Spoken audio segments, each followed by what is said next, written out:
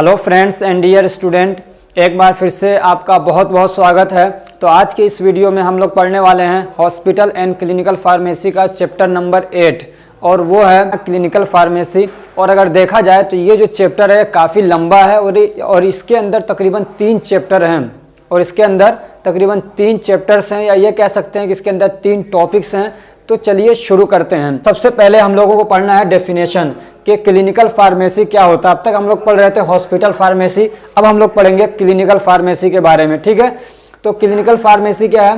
Clinical pharmacy is a branch of pharmacy which provide health services using rational and appropriate pharmaceutical products and services. तो clinical pharmacy क्या है? तो clinical pharmacy भी क्या एक तरीके का फार्मेसी है जहां से हेल्थ केयर सर्विसेज प्रोवाइड किए जाते हैं। लेकिन ये सिर्फ फार्मेसी नहीं है, बल्कि ये क्या है? क्लिनिकल फार्मेसी है, यानी यहाँ पे पेशेंट का इलाज भी किया जाएगा, लेकिन जो बड़े प्रोसीजर्स होते हैं जैसे कि ऑपरेशन वगैरह करना, वो सारे नहीं किए जाएंगे, बल्कि जो छोटी मोटी बीमारियाँ हैं उसका ट्रीटमेंट किया जाएगा। अब दूसरा इसके अंदर पूछा है स्कोप ऑफ क्लिनिकल फार्मेसी, यानी क्लिनिकल फार्मेसी का स्कोप क्या है। तो आप अब तक आप पढ़ते आ रहे हैं कि हॉस्पिटल फार्मेसी या फार्मेसी, तो जो उसका स्कोप है वही तकरीबन इसका भी स्कोप है, कुछ अलग नहीं है। यहाँ पे हम लोग असल में क्लिनिकल फार्मेसी का नहीं पढ़ेंगे, बल्कि असल हम लोग पढ़ेंगे क्लिनिकल फार्मासिस्ट का। और जो क्लिनिकल फार्मासिस्ट होता है वही हॉस्पिटल के अंदर भी वही फार्मासिस्ट होता है, वही फार्मासिस्ट जो मेडिकल स्टोर होता है वहाँ पर भी वही फार्मासिस्ट होता है। समझ में आ रही बात? तो वो जो फार्मासिस्ट के जो काम है, जो अलग अलग काम वो कर सकता है, वही क्लिनिकल फार्मेसी का क्या होगा? स्कोप होगा। ये डेफिनेशन समझने के बाद आपको क्या है, बहुत सारे खुद आप उसके स्कोप लिख सकते हैं। यहाँ पे मैंने कुछ कलेक्ट करने की कोशिश की है, तो चलिए देखते हैं। तो सबसे पहला क्या है? तो पेशेंट मॉनिटरिंग। ये जो क्लिनिकल फार्मासिस्ट है ये क्या करेगा? तो पेशेंट को मॉनिटर करेगा। तो क्या मॉनिटर करने का क्या मतलब हो सकता है? तो एक मतलब ये है कि जो भी पेशेंट उसके पास आ रहा है तो उसके सिम्टम्स वगैरह को देखेगा। क्या करेगा? उसके सिम्टम्स को देखेगा और फिर उसकी बीमारियों का अंदाजा लगाएगा कि इसको क्या बीमारी है, ठीक, और उसका ट्रीटमेंट करने की कोशिश करेगा। If the disease is under control of pharmacist ही ट्राइज टू ट्रीट। अगर वो लगता है कि ये जो बीमारी है वो उसके कंट्रोल में है, वो उसका इलाज कर सकता है तो उसका इलाज करेगा। Otherwise refer the patient to a senior doctor और फिजिशियन। और अगर उसको ऐसा लगता है कि ये बीमारी क्या है, मेरे अंडर में, मतलब मेरे अंडर कंट्रोल नहीं है, मैं इसको ट्रीटमेंट नहीं कर सकता हूँ, इसके बारे में मुझे नॉलेज नहीं है, तो फिर वो क्या करेगा? उसको रेफर कर देगा किसी बड़े डॉक्टर या फिजिशियन के पास। दूसरा इसका स्कोप क्या है, ये कहाँ पे काम कर सकता है? तो मेडिकेशन हिस्ट्री। मेडिकेशन हिस्ट्री क्या है? तो जैसे कि मान लीजिए जो भी पेशेंट आते हैं तो उनसे बहुत सारे क्वेश्चन वगैरह किए जाते हैं कि आपको ये बीमारी कब से हुई, कब से नहीं हुई, और आप इस बीमारी का इलाज कहाँ से करवा रहे थे, कौन सी दवाएं खा रहे थे, कौन से आपने इसके लिए चेकअप वगैरह कराए हैं। समझ में आ रही बात? और अगर जो पिछली दवाइयाँ आप खा रहे थे क्या उससे आपको कोई एलर्जी वगैरह हो रही थी, नहीं हो रही थी, तो सारा जो इन्फॉर्मेशन है ना वो उससे वो कलेक्ट करेगा और उसको रिकॉर्ड करके एक डेटा बनाता है उसका, ठीक है। अब फिर उसके बेस पे ये खुद भी इलाज करता है, और अगर इसको कहीं और रेफर करता है, ये पेशेंट कहीं और जाता है तो वो सारे इन्फॉर्मेशन से लेके जाता है, तो वो जो डॉक्टर है, जो फिजिशियंस है, उसको भी आसानी हो जाती है इसका इलाज करने में। एक तो ये कि वो जो डॉक्टर है उसको ये सारी बातें उससे पेशेंट से पूछनी नहीं पड़ेगी, उसका टाइम बचेगा और बहुत सारी इन्फॉर्मेशन उसको मिल जाएंगी इसके मेडिकेशन हिस्ट्री से, तो वो अच्छे तरीके से और इसका इलाज कर सकेगा। उसको ये भी पता चल जाएगा कि इसकी जो बीमारी है वो एक्यूट है या क्रोनिक है। तो मेडिकेशन हिस्ट्री यानी उसका पूरा बायोडाटा कि इसको बीमारी कब से है और इसका कितना इलाज किया गया, नहीं किया गया, कौन सी दवाएं खाई हैं, नहीं खाई हैं, सारी चीज़ें उसके अंदर क्या होती है, मेंशन की जाती हैं। तो ये काम भी कौन करता है? ये फार्मासिस्ट करता है या क्लिनिकल फार्मासिस्ट करता है, ठीक। ये इसका एक स्कोप हो गया। इस फील्ड में भी ये क्या है, काम कर सकता है। और क्या करेगा? तो ट्रीटमेंट ऑफ पेशेंट, चूंकि इसको मेडिसिन का नॉलेज है, यानी उसका क्या कहते हैं, फार्माकोलॉजिकल एक्शन के बारे में जानता है, तो उसका फार्मेकोकाइनेटिक और फार्मेकोडायनेमिक्स के बारे में ये जानता है, तो ये इलाज भी कर सकता है, ठीक है। तो एक clinical pharmacist treat the minor elements without performing a big surgery procedure, ठीक है। तो वो क्या है, ये इलाज भी कर सकता है छोटी मोटी बीमारियों का, सिर्फ ये कि वो बड़ी जो सर्जरी होती है वो सब नहीं करेगा। ऐसे ही इसका एक स्कोप क्या है, प्रिपरेशन ऑफ आईवी एडमिक्सचर। अब ये आईवी एडमिक्सचर क्या है, इसको मैं बहुत डिटेल से पढ़ा चुका हूँ पीछे की वीडियोस में, ठीक है। पीछे जो चैप्टर आए हैं उसमें बहुत डिटेल से मैं इसको पढ़ा चुका हूँ। सिर्फ इतना समझिए कि आईवी एडमिक्सचर क्या होता है। तो कभी ऐसा होता है कि मान लीजिए जो स्पेसिफिक दवा उस पेशेंट को चाहिए वैसी दवा नहीं मिल रही है, तो क्या करते हैं डॉक्टर लोग, आपने देखा होगा जो बोतल आता है उस बोतल के अंदर 2-3 इंजेक्शन लगा देते हैं, तो अलग अलग तरीके के दवाओं को एक साथ मिला दिया जाता है, तो वो क्या होता है आईवी एडमिक्सचर होता है। आईवी इसलिए कि उसको इंट्रावेनसली रूट से दिया जाता है, तो उसको भी प्रिपेयर करता है कौन, ये क्लिनिकल फार्मासिस्ट। वही कह रहे हैं कि स्पेसिफिक कंडीशन में ये एडमिक्सचर भी क्या है तैयार करता है। ऐसे क्या है ट्रेनिंग, ये क्या करता है जो नए फार्मासिस्ट हैं, जो फ्रेशर्स हैं, उनको ट्रेनिंग भी देता है, उनको बहुत सारी बातें सिखाता है। तो ये भी एक इसका क्या है स्कोप है, इस काम के लिए भी एक जा सकता है। ऐसे ही रिटेल फार्मेसी स्टोर, ये अपना क्या है एक तरीके से मेडिकल स्टोर भी खोल सकता है, ठीक है। ये लाइसेंस लेने के बाद मेडिकल स्टोर खोल के वहां से दवाएं भी बेच सकता है, सेल कर सकता है। ऐसे पेशेंट काउंसलिंग, ये भी एक पूरा एरिया है, तो इसको चूंकि दवाओं के बारे में नॉलेज है, बीमारियों के बारे में नॉलेज है, तो इस तरीके से क्या है ये पेशेंट काउंसलिंग भी कर सकता है। पेशेंट काउंसलिंग में क्या करेगा, ये पेशेंट से उससे क्या है, उससे पेशेंट से उसकी इन्फॉर्मेशन लेगा, उसके बीमारी के बारे में वो पेशेंट खुद क्या समझता है, कितना इलाज करवाया नहीं करवाया, फिर उसके बाद जो दवाएं उसके लिए प्रिस्क्राइब की गई हैं उसके बारे में डिटेल उसको बताता है कि अब वो कैसे यूज़ करना नहीं करना, कैसे कितना डोज लेना है, किस रूट से आप इसको एडमिनिस्टर करेंगे, कहाँ पर रखेंगे, कैसे रखेंगे, तो सारी जो दवाओं से रिलेटेड इन्फॉर्मेशन होती है उसको देता है। फिर उससे कुछ फीडबैक लेता है कि मैंने जो बात आपको बताई वो समझ में आई कि नहीं आई, तो ये वाला काम भी फार्मासिस्ट कर सकता है, तो ये भी इसका एक स्कोप है। ऐसे क्लिनिकल रिसर्च एंड डेवलपमेंट, ऐसे जो क्या है क्लिनिकल रिसर्च है, यानी बीमारियों के बारे में रिसर्च करना कि ये बीमारी कैसे हुई नहीं हुई, एपिडेमियोलॉजी पे रिसर्च करना कि इस बीमारी का क्या रीज़न हुआ, क्या कॉज हुआ और इसका असल इलाज क्या है, तो इस टाइप की जो रिसर्च वगैरह होती है तो उसमें भी ये क्या है काम कर सकता है। ऐसे ही ड्रग फॉर्मूलरी, एक हॉस्पिटल के अंदर क्या है एक ड्रग फॉर्मूलरी बनता है, ये भी आप पढ़ चुके हैं, यानी हर हॉस्पिटल के अंदर वो लोग अपना कुछ दवाओं को सिलेक्ट कर लेते हैं कि हमारे यहाँ पे अगर ये बीमारी होगी तो हम लोग ये दवा चलाएंगे। तो इस तरीके से हॉस्पिटल्स के अंदर क्या है फॉर्मूलरी बना दिया जाता है, तो उस फॉर्मूलरी बनाने में भी क्या है ये हेल्प करता है, सजेस्ट करता है कि ये दवा नहीं बल्कि ये दवा इसके मुकाबले में ज़्यादा अच्छी है, इसको अपने फॉर्मूलरी के अंदर रखा जाए। फॉर्मूलरी यानी समझिए एक छोटी सी किताब होती है जो हॉस्पिटल वाले अपना छाप लेते हैं और फिर उसके हिसाब से जो डॉक्टर वगैरह होते हैं वो वही दवाएं वो क्या है प्रिस्क्राइब करते हैं, ठीक। ऐसे क्या है ड्रग कंसल्टेंट, एक ड्रग कंसल्टेंट के तौर पे भी ये काम कर सकता है। यानी जैसे कि मान लीजिए डॉक्टर्स वगैरह होते हैं तो डॉक्टर लोगों को ना बीमारियों के बारे में बहुत ज़्यादा नॉलेज होती है, लेकिन दवाओं के बारे में बहुत ज़्यादा नॉलेज उनको नहीं होती है।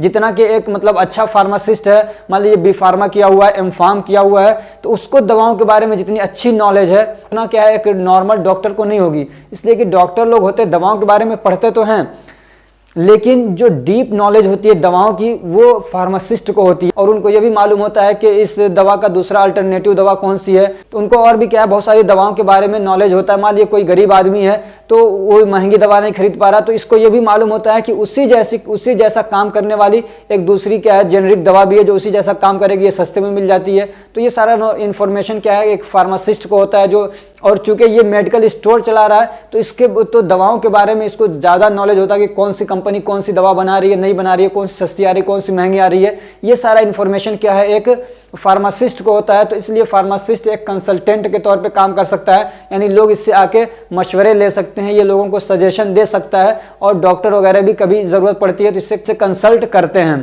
ठीक। तो ये क्या है इसके स्कोप हैं किसके, क्लिनिकल फार्मेसी के, या ये कह सकते हैं क्लिनिकल फार्मासिस्ट के। अब एक टॉपिक है जो कि बहुत बकवास टॉपिक है जो मैं पढ़ाना नहीं चाहता हूँ, वो क्या है हिस्ट्री, यानी ये क्लिनिकल फार्मेसी की हिस्ट्री क्या कैसे है डेवलप हुई नहीं हुई, ये चीज़ मुझे अच्छी नहीं लगती। अरे जो हो गया यार, उससे क्या लेना देना हम लोगों को, अब इतना समझ में आ रही बात। अब जो हो गया, अब उसको पढ़ना कि किसने किया नहीं किया, उसमें क्या बहुत सारी चीज़ें रिकॉर्ड भी नहीं होती हैं।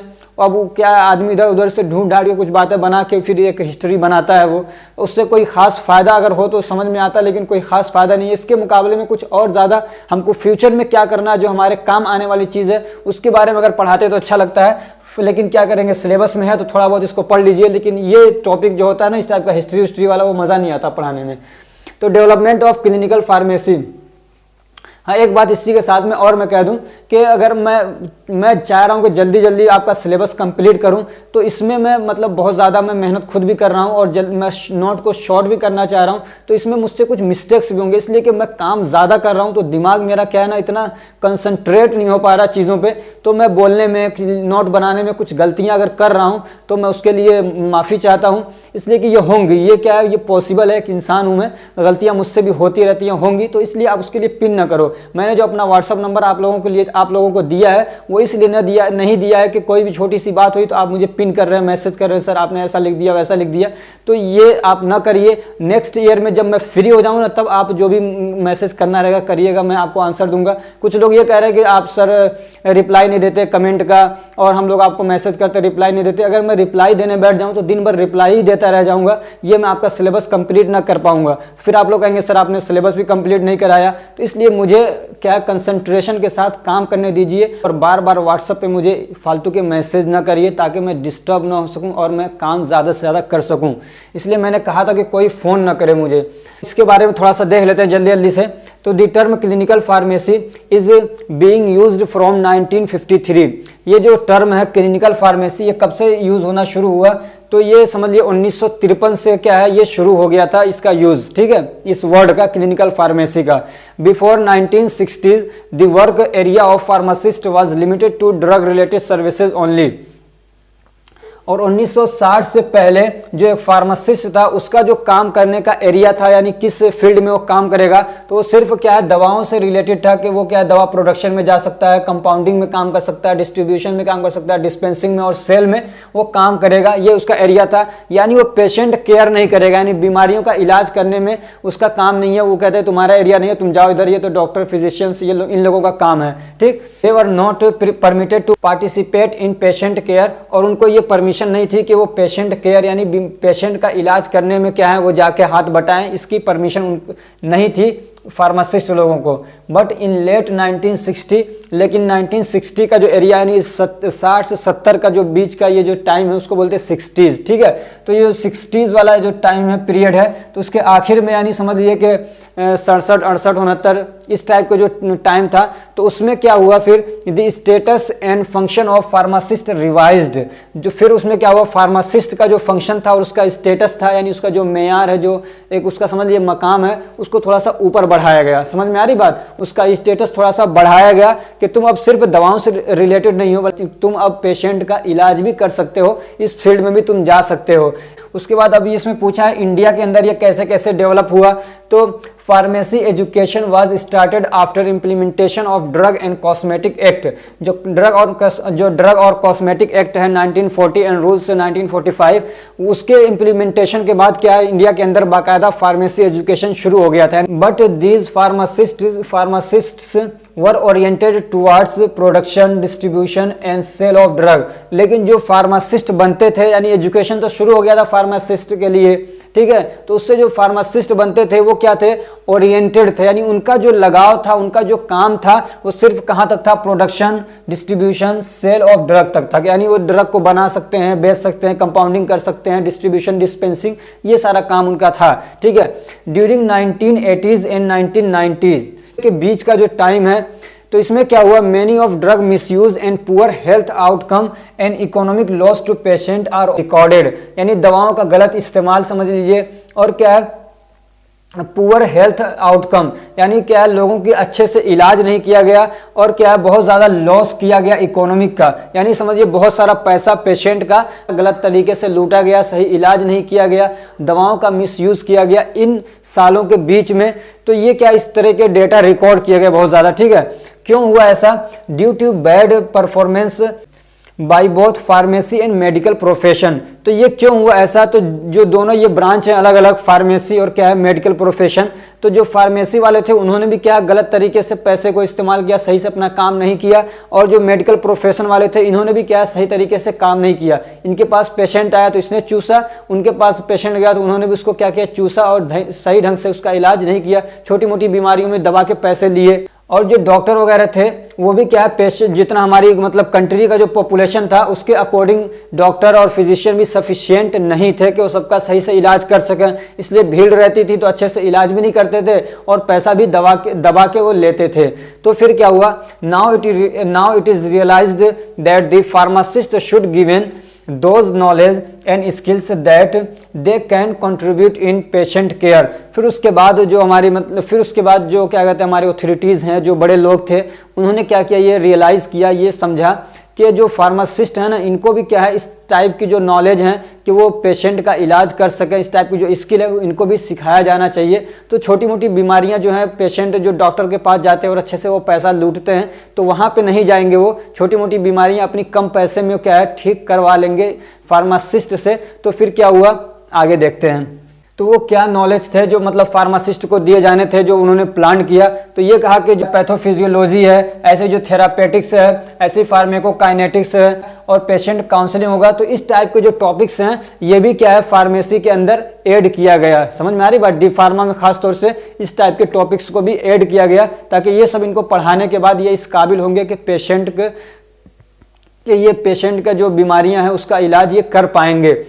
फिर क्या हुआ, सो इन 1991 the education regulation was revised. तो फिर क्या हुआ, जो हमारा एजुकेशन रेगुलेशन आप पूरा पढ़ चुके हैं, यानी डी फार्मा का जो पूरा सिलेबस है वो कैसा रहेगा, कौन कौन से सब्जेक्ट पढ़ाए जाएंगे, वो पूरा उसका चलाना, तो वो रेगुलेशन होता है, ठीक है।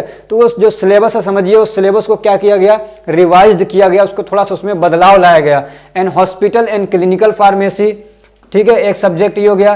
Community pharmacy, health education and drug store and business management subjects were added in diploma in pharmacy. तो ये जो सारे सब्जेक्ट्स हैं इसको क्या किया गया, फिर डिप्लोमा इन फार्मेसी के अंदर ऐड किया गया। पर्पस क्या था कि जो फार्मासिस्ट है उनको इतना पढ़ाया जाए कि वो बीमारों का क्या है सही से इलाज कर सकें, छोटी मोटी जो बीमारियां हैं उसका, ठीक है।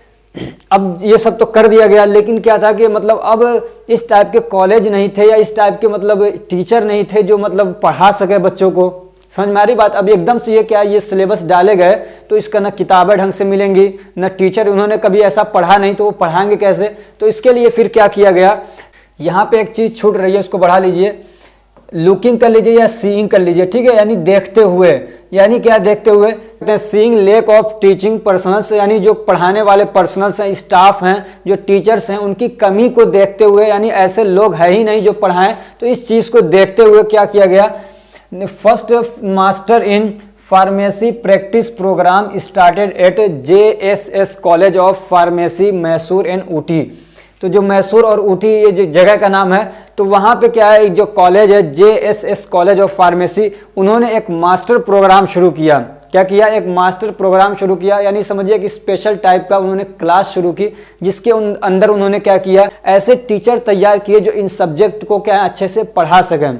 समझ में आ रही बात। उनका क्या पूरे तरीके से उनको मास्टर कराया, यानी उनको अच्छे से पढ़ाया ये सारे सब्जेक्ट्स, ताकि जब यहाँ से ये पढ़ के जाएं तो अलग अलग कॉलेज के अंदर इस सब्जेक्ट्स को ये क्या करें, पढ़ा सकें। तो इसको कहाँ पे शुरू किया गया, तो 1997 के अंदर, 1997 के अंदर जो मैसूर और ऊटी जगह का नाम है, तो यहाँ पे जो कॉलेज है JSS कॉलेज ऑफ फार्मेसी, इसके अंदर सबसे पहले क्या किया गया, फार्मेसी प्रैक्टिस प्रोग्राम को चलाया गया और उसमें लोगों को मास्टर कराया गया, ठीक है, यानी लोगों को अच्छे से क्या ट्रेंड किया गया ये सब पढ़ाने के लिए।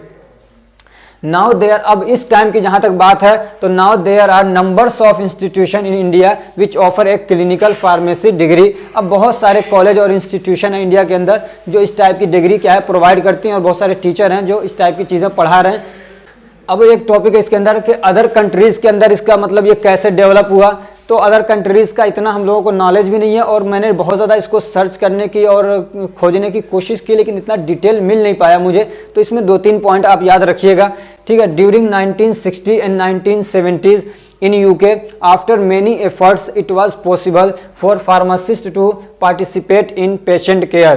ये कह रहे हैं कि जो टाइमिंग है ये 1960 और 1970 के बीच में, तो उसमें बहुत ज़्यादा कोशिश इस बात के लिए की गई कि जो फार्मासिस्ट हैं उनको भी इस बात की इजाज़त दी जाए कि वो पेशेंट केयर के अंदर हिस्सा ले सकें, ठीक है। तो ये कहाँ की बात हो गई, ये UK की यानी यूनाइटेड किंगडम।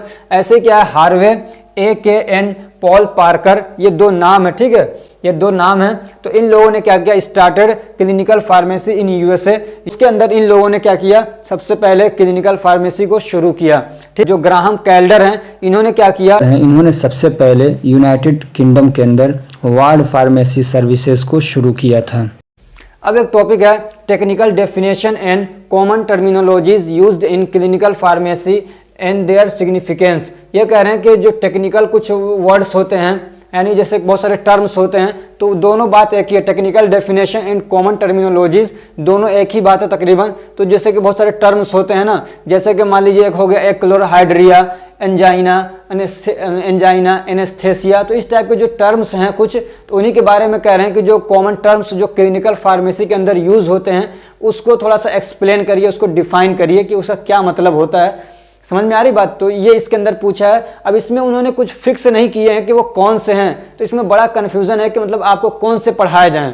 4 उन्होंने फिक्स किए हैं, ठीक है। तो ये जो पहले 4 हैं इसको आप अच्छे से देख लीजिएगा, हो सकता है 1 आध नंबर का क्वेश्चन इसमें से पूछ ले। बाकी के जो आगे के हैं ना, ये अंदाजा लगा के लिया गया है, हो सकता है इसमें से आए और हो सकता है ना आए, इसलिए कि सिलेबस के अंदर कोई उन्होंने फिक्स किया ही नहीं है, तो हम पढ़ाएं किस चीज़ को, ठीक है। तो चलिए शुरू करते हैं इसको।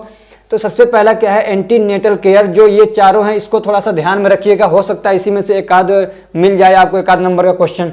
तो एंटीनेटल केयर का क्या मतलब होता है, तो care for protecting the health of women and their unborn children. तो इसका मतलब क्या होता है कि जैसे कोई महिला प्रेग्नेंट हैं तो उनकी सेहत का ख्याल रखना, जो स्वास्थ्य है उसका ख्याल रखना, और जो उनके पेट के अंदर बच्चा है उसके सेहत का, उसके स्वास्थ्य का ख्याल रखना, उसको बोलते हैं एंटीनेटल केयर, ठीक है।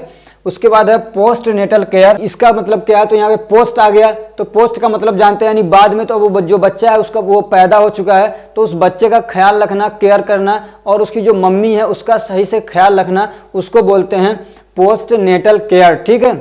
और इसमें एक चीज़ याद रखिएगा, जो यानी जैसे बच्चा अभी पैदा हुआ तो अगले जो 6 वीक्स हैं उसमें उसको मतलब ज़्यादा बीमारियां वगैरह होने के चांसेस रहते हैं, तो उस ये जो पीरियड है उसके अंदर उसका ख्याल रखना, उसको बोलते हैं पोस्ट नेटल केयर। तीसरा है पीडियाट्रिक्स। क्या है पीडियाट्रिक्स, तो इसका क्या मतलब होता है, branch of medicine dealing with the children and disease. यहाँ पे देयर लगा लेंगे तो अच्छा रहेगा, एंड देयर डिसीज, ठीक है, एंड देयर डिसीज। तो इसका क्या मतलब है पीडियाट्रिक्स का, तो ये मेडिसिन की वो ब्रांच जो चिल्ड्रेन से रिलेटेड है। समझ में आ रही बात, यानी वो कंपनियां या वो डॉक्टर्स जो बच्चों से रिलेटेड हैं या बच्चों की बीमारियों से रिलेटेड हैं, यानी उनका केयर करने वाले, तो उसको क्या बोलते हैं, उस ब्रांच को क्या बोलते हैं, पीडियाट्रिक्स, ठीक। और दूसरा है जेरियाट्रिक्स। क्या है, जेरियाट्रिक्स, ये सेम इसका उल्टा है। समझ में आ रही बात, ये क्या है, जेरियाट्रिक्स इसका सेम उल्टा है, branch of medicine dealing with the disease of the old age. यानी जो बूढ़े लोग हैं, जो ओल्ड एज वाले लोग हैं, उनका ख्याल रखने के लिए जो मतलब पूरा एक ब्रांच है, वो दवा वाली ब्रांच हो या डॉक्टर्स की जो ब्रांच है, तो उसको क्या बोलते हैं हम लोग, जेरियाट्रिक्स, ठीक। अब ये जो चीज़ें इसको थोड़ा सा जल्दी जल्दी हम लोग करेंगे। 5वां क्या है, क्लोरहाइड्रिया। तो इसका मतलब ये होता है कि स्टोमक के अंदर अगर HCl की कमी है, एब्सेंस है, यानी HCl बिल्कुल नहीं बन रहा है, तो उसको बोलते हैं क्लोरहाइड्रिया। एनोरेक्सिया, तो एनोरेक्सिया का मतलब होता है कि लॉस ऑफ एपेटाइट या लेक ऑफ एपेटाइट, यानी भूख न लगे। ऐसे ही एक है एंटीबॉडी, एक है एंटीबायोटिक और एक है वैक्सीन। ये 3 चीज़ें ध्यान से समझिएगा। ये 3 चीज़ें क्या है, इसमें बहुत ज़्यादा कन्फ्यूजन रहता है लोगों को कि एंटीबॉडीज़ क्या होती हैं, एंटीबायोटिक क्या होती हैं और वैक्सीन क्या होता है। तो ये बहुत सारे लोगों को मालूम भी होगा, लेकिन इसको थोड़ा सा मैं समझा दूं। एक होता है एंटीबॉडी। एंटीबॉडी का क्या मतलब होता है कि जैसे हमारी बॉडी के अंदर मान लीजिए कोई बैक्टीरिया आया, तो उसको उस बैक्टीरिया से लड़ने के लिए हमारी बॉडी कुछ क्या है, हम फौजी तैयार करती है उससे लड़ने के लिए। तो उसको जो वो मतलब अपना इम्यून सिस्टम खुद उससे लड़ने के लिए एक सिस्टम बनाता है, तो उसको हम लोग बोलते हैं एंटीबॉडी। समझ में आया, इसमें हमने कोई दवा नहीं ली। मान लीजिए मुझे नज़ला होता है, तो नज़ला अपने आप ठीक नहीं होता है, बल्कि नज़ला जब होता है तो उसके अंदर जो वायरस आया, जो बैक्टीरिया जो भी आया, तो उससे लड़ने के लिए हमारी बॉडी क्या है, एंटीबॉडीज़ बनाती है। हमने दवा कोई नहीं खाई, हमारी बॉडी क्या खुद उससे लड़ने के लिए एक पूरा सिस्टम बनाती है, उसको हम लोग बोलते हैं एंटीबॉडीज। ठीक है, एंटीबॉडीज क्या है, एक समझिए हमारी बॉडी का एक सब्सटेंस होता है जो बॉडी खुद बनाती है। ठीक, एक दूसरा होता है एंटीबायोटिक। एंटीबायोटिक का क्या मतलब होता है कि जो हमारी एंटीबॉडी है ना, हमारी एंटीबॉडीज हैं वो क्या बन नहीं पा रही हैं, कोई ऐसा बैक्टीरिया आ गया कि जो हमारी एंटीबॉडी को बनने नहीं दे रहा है, उसको बनने से पहले ही मार दे रहा है, हमारे इम्यून सिस्टम को डिस्टर्ब कर दिया है कि वो एंटीबॉडीज बना ही नहीं पा रहे हैं, या वो एंटीबॉडीज बन रहे हैं लेकिन वो काम नहीं कर पा रहे हैं, तो हम लोग बाहर से एंटीबायोटिक्स लेते हैं, तो वो एंटीबॉडी नहीं बनाते हैं, वो क्या करते हैं उस बैक्टीरिया या वायरस जो है उससे लड़ते हैं और उसको मारते हैं, किल करते हैं या उसके ग्रोथ को रोकते हैं। वो किसका काम होता है, एंटीबायोटिक्स का। और एक होता है वैक्सीन। तो वैक्सीन का काम क्या होता है कि वैक्सीन का काम ये होता है कि जब हम उसको लेते हैं तो वो जो वैक्सीन होता है ना, वो कभी ऐसा होता है कि वो मरे हुए समझ लिया वायरस है या बैक्टीरिया होते हैं, या फिर क्या होते हैं वो जिंदा तो होते हैं लेकिन उनको इस तरीके से मतलब बेकार कर दिया जाता है कि वो कुछ करने के लायक नहीं होते हैं, हमारी बॉडी को डैमेज नहीं करते, नुकसान नहीं पहुंचाते हैं। तो जब वो हमारी बॉडी के अंदर आते हैं वो वायरस या वो बैक्टीरिया, तो फिर क्या होता है हमारी बॉडी उसको देखते ही क्या फिर एंटीबॉडीज बनाने लगती है, और वो जो हम लोगों ने वैक्सीन के रूप में अपने अंदर बैक्टीरिया लिया है, जैसे कि मान लीजिए टीबी का टीका लगता है, तो उसमें क्या करते हैं टीबी का जो बैक्टीरिया है उसको बहुत ज़्यादा वीक करके हमारी बॉडी के अंदर डाला जाता है कि वो मतलब बीमारी कॉज करने के लायक नहीं होता है। तो अब उस बैक्टीरिया को देखते ही हमारी एंटीबॉडी, हमारी जो इम्यून सिस्टम, हमारा जो इम्यून सिस्टम वो एक्टिव हो जाता है और एंटीबॉडी बनाने लगता है। तो उस जब एक बार एंटीबॉडी हमारी बॉडी के अंदर बनता है तो वो रहता है हमेशा। अब वो एंटीबॉडी बन के तैयार हो गए हैं, अब जब भी कोई मतलब क्या कहते हैं टीबी का बैक्टीरिया हमारी बॉडी के अंदर आएगा तो वो जो एंटीबॉडी पहले से तैयार बैठे एकदम से उसको अटैक करते हैं और उसको मार देते हैं। समझ में आ रही बात? तो वैक्सीन क्या करता है हमारी बॉडी के अंदर एंटीबॉडी को पहले से ही बना के तैयार रखता है। इसीलिए कोरोना में आपने देखा है कि हम लोग वैक्सीन ले रहे थे, तो हम लोग क्यों वैक्सीन ले रहे थे, ताकि हमारी बॉडी के अंदर कोरोना जो वायरस है उसका पहले से ही एंटीबॉडी बन के तैयार रहे, ताकि जैसे ही वो वायरस हमारे अंदर आए तो फौरन उससे लड़ने के लिए तैयार हो जाए और उसको मार के खत्म करे। वरना तो वो वायरस आएगा और फैल जाएगा और एंटीबॉडीज बनने ही नहीं देगा, जो हमारा इम्यून सिस्टम उसको पूरा को डिस्टर्ब कर देगा, तो फिर आदमी की क्या एंटीबॉडी नहीं बन पाती। इम्यून सिस्टम अभी एंटीबॉडी बनाना ही चाहता, उससे पहले ही उसको मार देता है। और ये इम्यून सिस्टम हमारा समझिए जो हमारे WBCs हैं वही सारा ये काम करते हैं इम्यून सिस्टम को संभालने का। तो वो जो आता है मान लीजिए वायरस और बैक्टीरिया, वो हमारे क्या है जो हमारे WBCs है उन्हीं पे अटैक करता है, उन्हीं को मार देगा, तो फिर एंटीबॉडीज नहीं बन पाते हैं। समझ में आ गई बात? ये 3 चीजें आप समझ चुके हैं, आगे बढ़ते हैं हम लोग।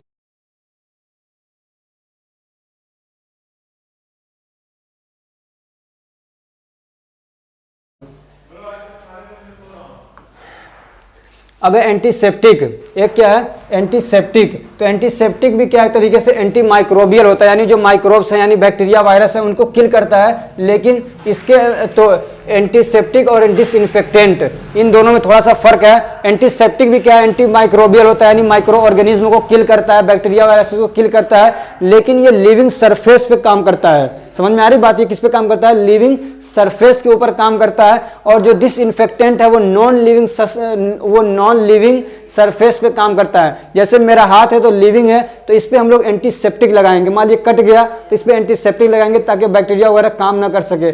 लेकिन ये मान लीजिए पेन है, हमको इसको साफ करना है कि इस पे कोई बैक्टीरिया वायरस ना हो, तो इसको हम लोग एंटीसेप्टिक नहीं लगाएंगे बल्कि डिसइंफेक्टेंट से इसको धुलेंगे या इस पे लगाएंगे बैक्टीरिया और वायरस को मारने के लिए। तो ये दोनों में फर्क होता है। ठीक है, ये अगर टर्मिनोलॉजीज जो हैं ये अगर मान लीजिए एग्जाम में नहीं भी आए तब भी आपके फायदे के लिए हैं, ये बहुत इंपॉर्टेंट है, इसको ध्यान से पढ़िएगा। अब एक है अपेंडेक्टोमी।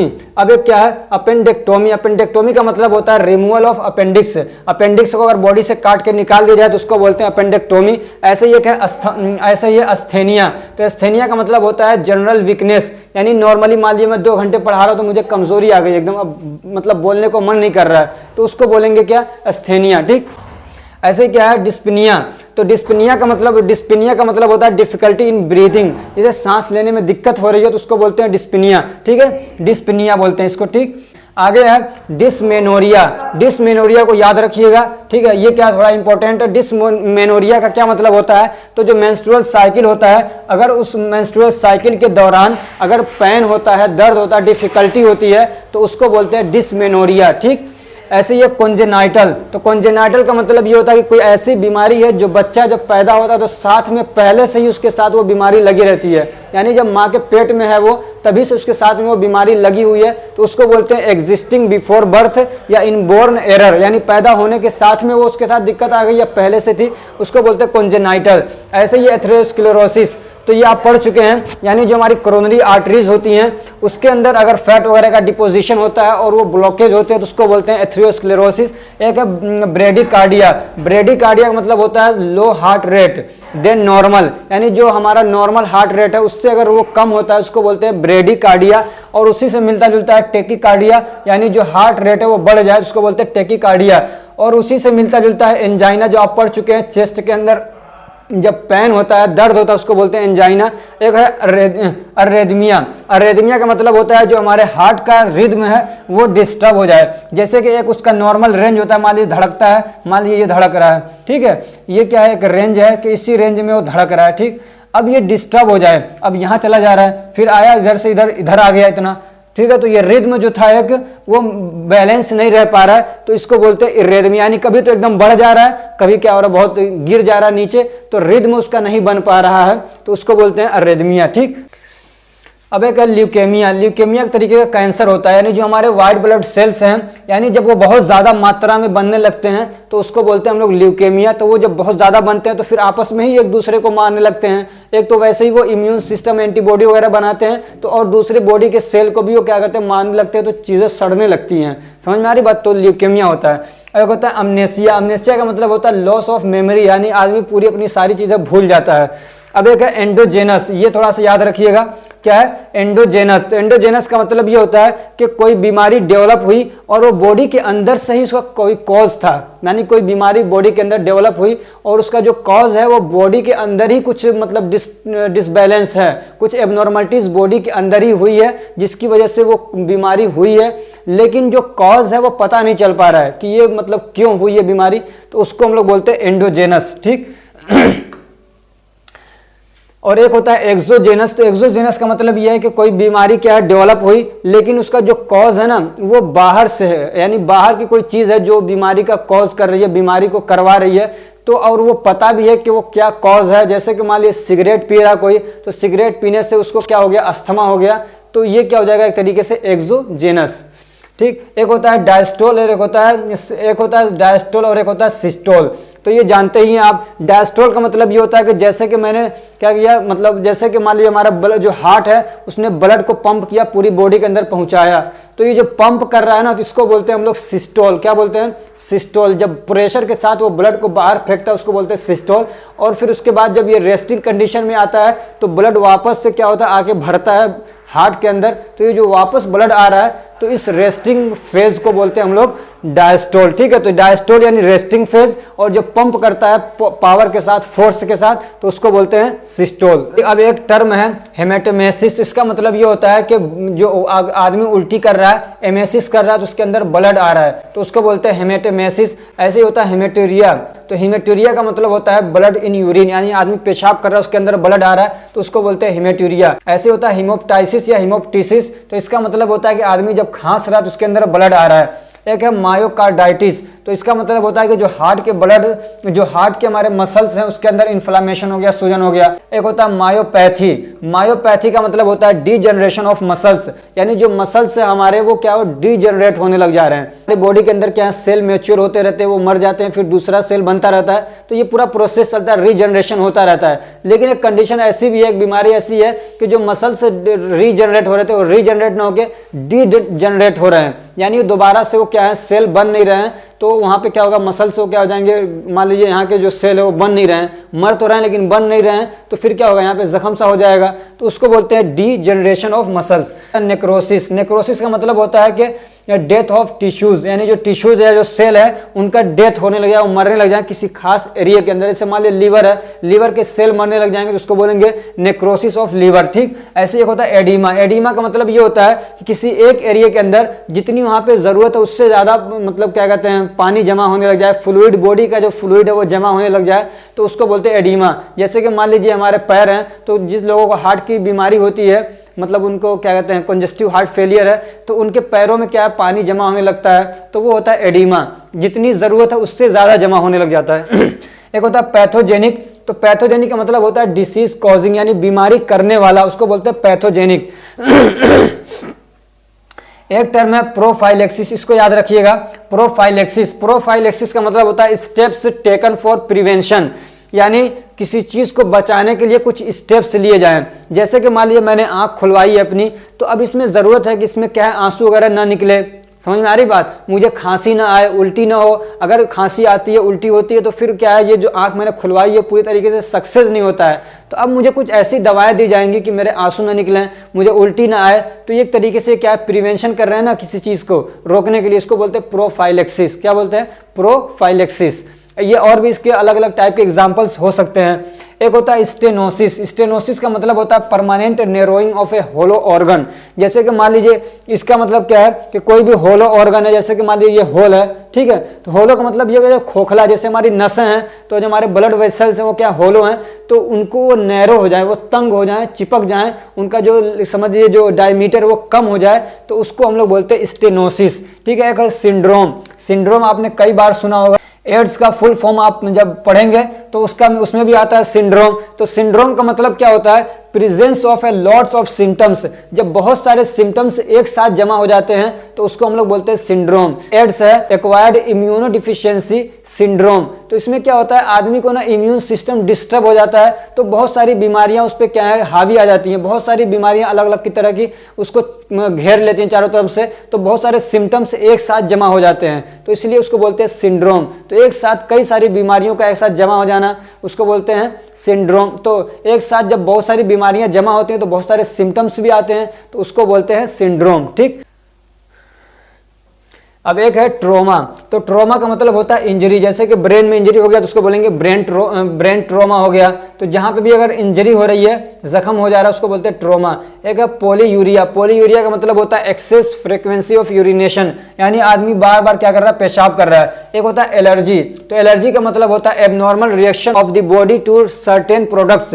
कोई भी हम लोग प्रोडक्ट्स ले रहे हैं, मान लीजिए दवा खाई तो हमारी बॉडी का एक नॉर्मल रिएक्शन होता है, लेकिन बॉडी क्या कर रही है कुछ ज्यादा ही मतलब अलग टाइप का रिएक्शन कर रही है उस दवा के साथ में, तो उसको हम लोग बोलते हैं एलर्जी। समझ में आ रही बात? जैसे कि मान लीजिए पैरासीटामोल है, मैं खा रहा हूं तो मेरी बॉडी में कुछ मतलब नॉर्मल टाइप के ही मतलब रिएक्शन हो रहा है, लेकिन कोई दूसरा आदमी वही उसको खा रहा है तो पता चल रहा है कि दाने पड़ जा रहे हैं पूरी बॉडी के अंदर अलग अलग, तो इसको क्या बोलेंगे हम लोग, क्या बोलेंगे एलर्जी, यानी कुछ एक्स्ट्रा टाइप की क्या है रिएक्शन कर रही है बॉडी उस दवा के साथ में, एबनॉर्मल रिएक्शन। ठीक है।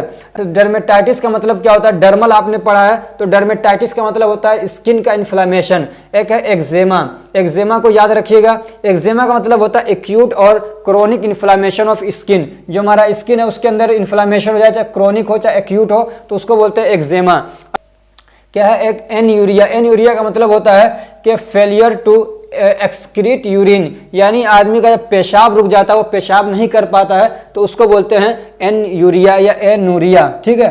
दूसरा है डिसयूरिया। डिसयूरिया का मतलब होता है पेनफुल और एबनॉर्मल यूरिनेशन, यानी आदमी पेशाब कर रहा है तो सही से नहीं कर पा रहा है या बहुत दर्द हो रहा है, तो उसको बोलते हैं डिसयूरिया। एक नेफ्रोक्टोमी। तो नेफ्रोक्टोमी का मतलब होता है रिमूवल ऑफ किडनी, यानी किडनी को निकाल दिया जाए तो उसको बोलते हैं नेफ्रेक्टोमी। तो ये टोमी याद रखिएगा, जहां पे भी आए तो इसका मतलब ये समझिए कि उसको किसी चीज को बाहर निकालने की बात की जा रही है जो उससे पहले है। एक है पायूरिया। क्या है? पायूरिया बोलते हैं ना, पायूरिया।